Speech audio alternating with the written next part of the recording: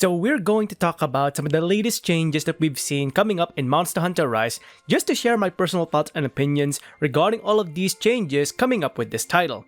Let's go ahead and discuss.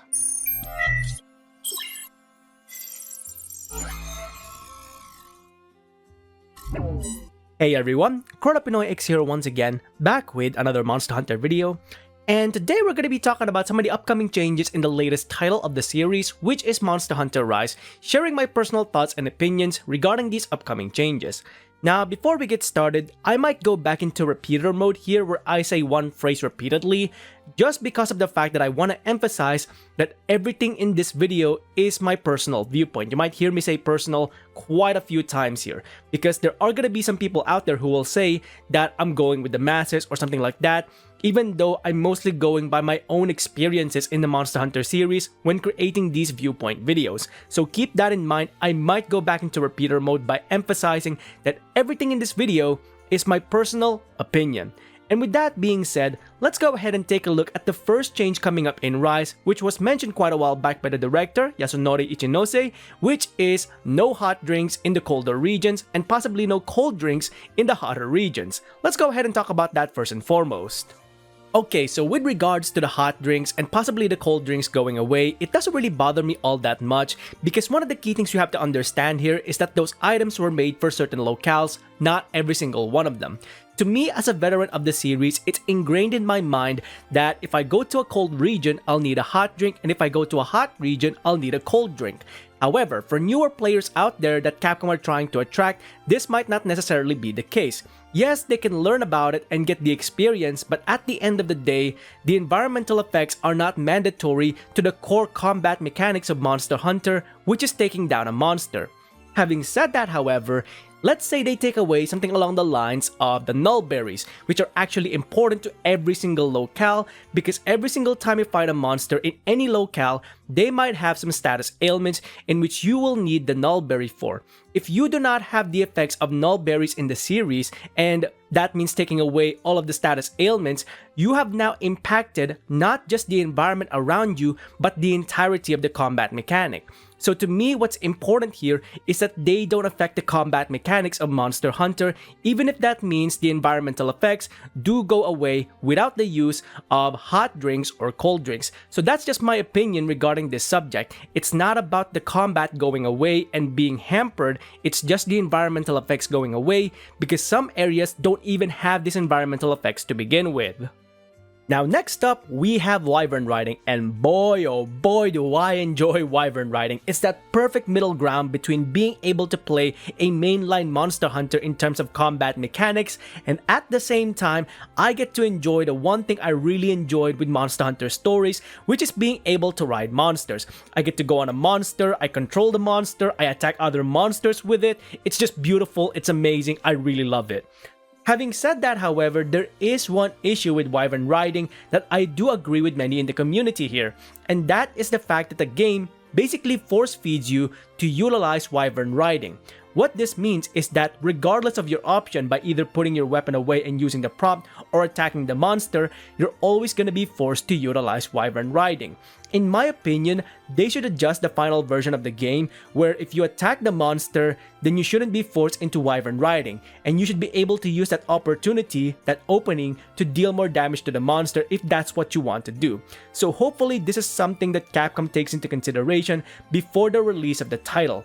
Allow players the option to either attack the monster with the opening or utilize the Wyvern mechanic if they put away their weapon and start using the Wyvern riding mechanic prompt. Okay, next up, let's talk about the WIREBUGS. Now, why are we talking about WIREBUGS? We already know a lot about them.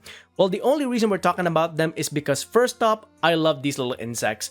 They give you a whole new level of exploration not seen in any Monster Hunter games, not even World and Iceborne, and it's a beautiful experience overall.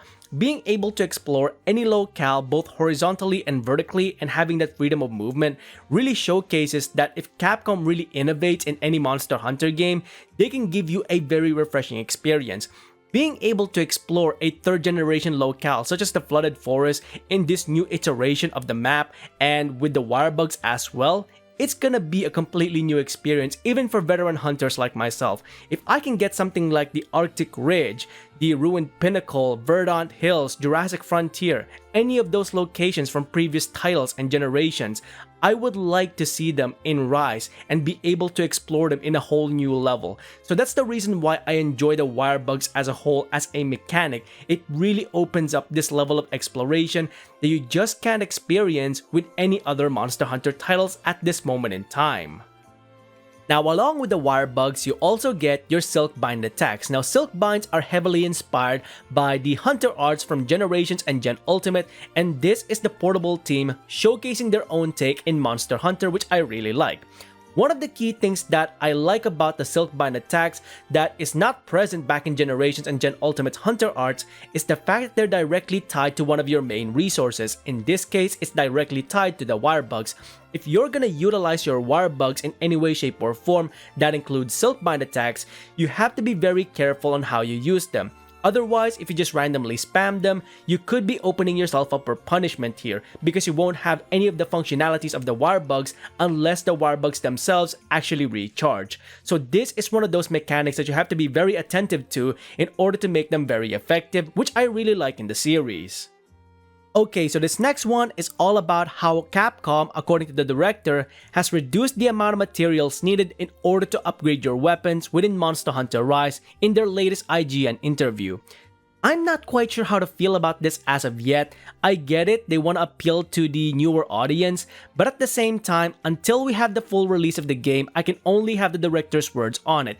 I don't know how it affects the overall gameplay and the workflow with regards to upgrading your weapon as of right now, because we don't have the full release of the game and we don't know how easy it is to get certain materials. So once we have the full release of the game, then I'll come back to this subject and then form a more concise opinion on it. But for the time being, I don't really have anything else I can say about this topic because there's not enough information to go with.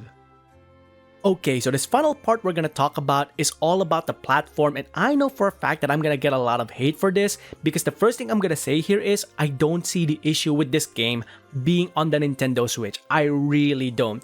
This game is solid when it comes to gameplay, the frame rate is playable, the graphics I don't really care about. If you want super amazing, super realistic graphics, go watch the Monster Hunter movie because I guarantee you that has super amazing graphics on it, it's almost realistic. So yeah, go watch the movie if you want super realistic graphics.